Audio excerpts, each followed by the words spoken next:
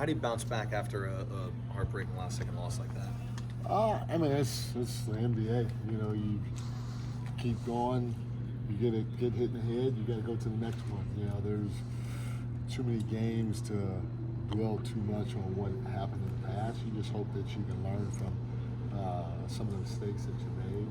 And you know, we watched the film. We went over a couple of things, and I think our guys are going to definitely be better from it.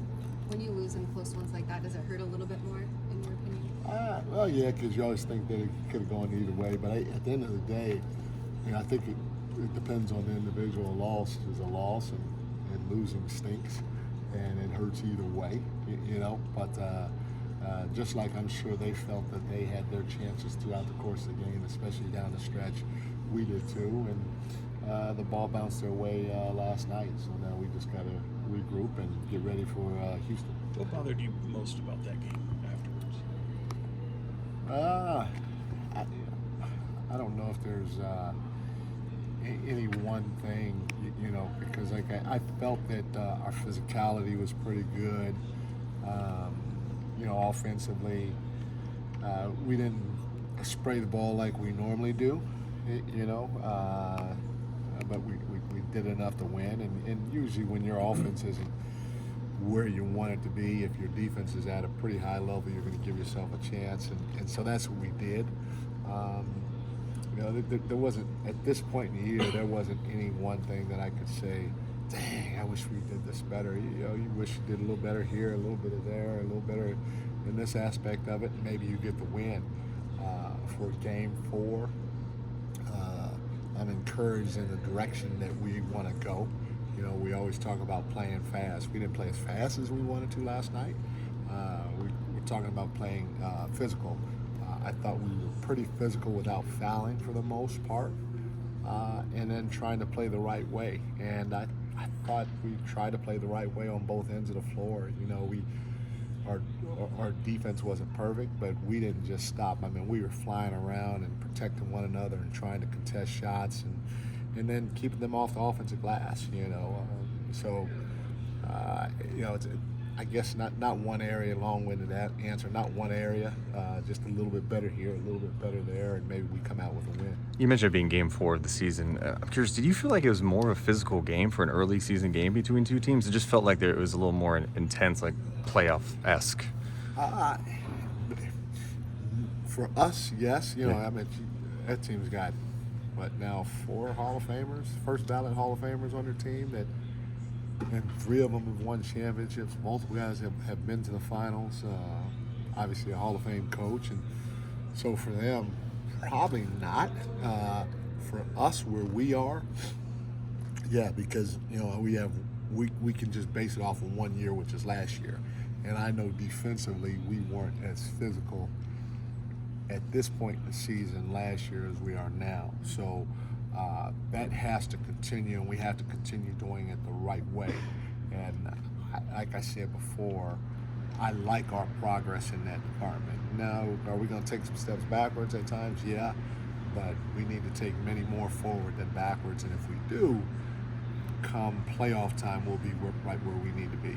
Coach Brown, this is actually a question from one of the fans, valuable fans. They just want to know if you can explain why Damian is not on Steph Curry majority of the time in the fourth quarter. If they watched the game, they would see that Keegan did a really, really good job. Last night was, you're not stopping Steph Curry, but Steph's probably averaging 40, 42 against us. And last night he had 21, and if anybody wants to go back and watch the film, they'll see that most of the night, at a certain point, Keegan was on him. And again, I say you're not going to stop him. You hope to be able to put some length and some physicality on him. And we felt that's what Keegan was able to do to make him work. Now, can he go for 50 easily on Keegan or anybody else? Heck yeah, he changed the game. I mean, yes, he's a first ballot Hall of Famer, but he changed the game. I mean, everybody wants to be Steph Curry, and so the ability is there. But when you have a guy that's doing something that was working and which Keegan was working last night, I'm not going to change it. Also, you the rebounding. You had, I don't know, we asked you this question last night. 14 offensive rebounding and out rebounding about large margin, about 12 rebounds. Can you talk a little bit about that? And Kevin Herter, he's been crashing the boards. Yeah, and that falls into the line of us being physical. I thought our physicality on the offensive glass was great. We have what we call on the floor different our crash zones where we want to aggressively go rebound the basketball when it's shot on the offensive end of the floor.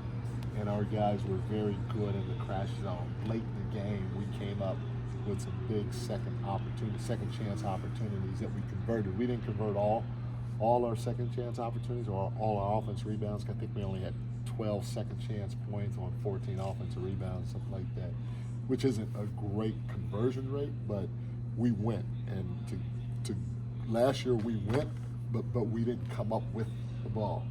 So far this year we're going and we're doing a better job of coming up with the ball. And now we have to make sure we go every time, we come up with the ball and we convert.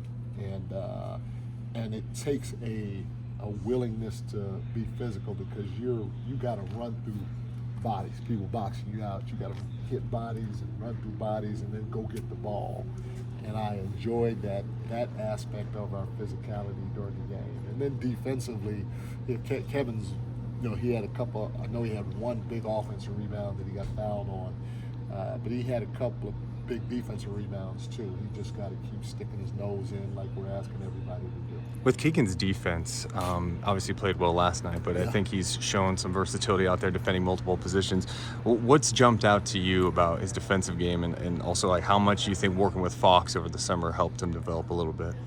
It helped him a lot because they played one-on-one and he had to sit down and guard Foxy in a lot of different situations, whether it's a close-out ISO game or a straight ISO game at the elbow or an ISO game at the top of the floor or just a breakout pitch and play the game. So guarding a guy like Foxy on one-on-one helps you try to work on your lateral quickness while also being able to take the hit. And if you watch Steph and all the great ones, matter of fact, they do a tremendous job of getting into your body and using that back shoulder to push off to create separation. And Keegan is almost to a point where he's big enough and strong enough where he can take that hit or that bump and not do this. And really, everybody else on our team, when they get hit by Steph like that, they usually crumble a little bit, and that's where he takes off, and now that's where they're behind. At Keegan's size, first of all, it's harder for Steph to get that back shoulder into his body, because he's big. And then Keegan, like I said, can take that hit and continue to chase. And so guarding Fox, who's pretty strong as well as quick, if Fox puts that back shoulder into him or tries to bump off to create separation on the dribble, Keegan can take the hit and keep stepping into him or pursuing him without faltering or taking a step backwards. And so, the work with Fox helped out a lot. Keegan's work in the weight room helped out a lot. And then just him being on the floor in those types of situations were big. Mike, do you have any update on Trey by chance, or is there optimism he might be able to go in one of these next two? I don't have any update yet, so I'm not sure where he is. Colby Jones got his first serious run last night, and he was talking about how he found out maybe day of or day before. What were your conversations like with him, and why did you trust him to go out and play as much as he did yesterday? I just told him, I just said, hey, are you ready? And then we were doing a drill, shoot around morning, and he messed up the drill.